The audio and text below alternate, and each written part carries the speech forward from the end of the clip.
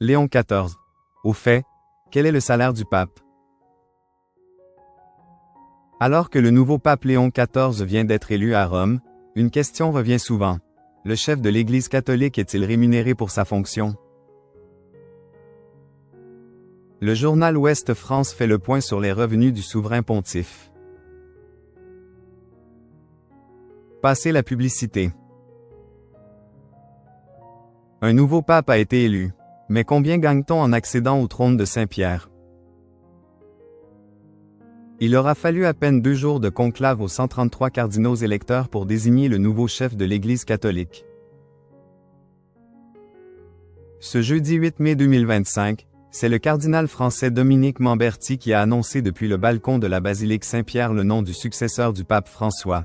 L'Américain Robert Francis Prévost, 69 ans, devient ainsi le 267e souverain pontife de l'histoire. Mais à peine élu, une question revient régulièrement chez les fidèles comme chez les curieux.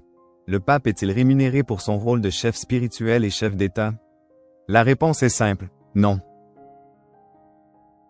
Le pape ne touche pas de salaire. En revanche, l'ensemble de ses dépenses, logement, repas, transport, santé, sécurité, sont intégralement prises en charge par l'État du Vatican. Ces frais sont intégrés dans le budget annuel du Saint-Siège, qui dépasse le milliard d'euros. Cela ne veut pas dire que le pape ne peut pas percevoir de revenus personnels.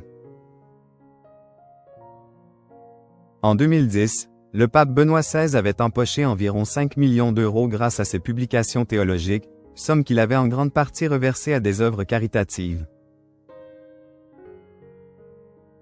En 2018, François avait, lui, revendu une Lamborghini offerte par la marque, récoltant 715 000 euros au profit de plusieurs associations.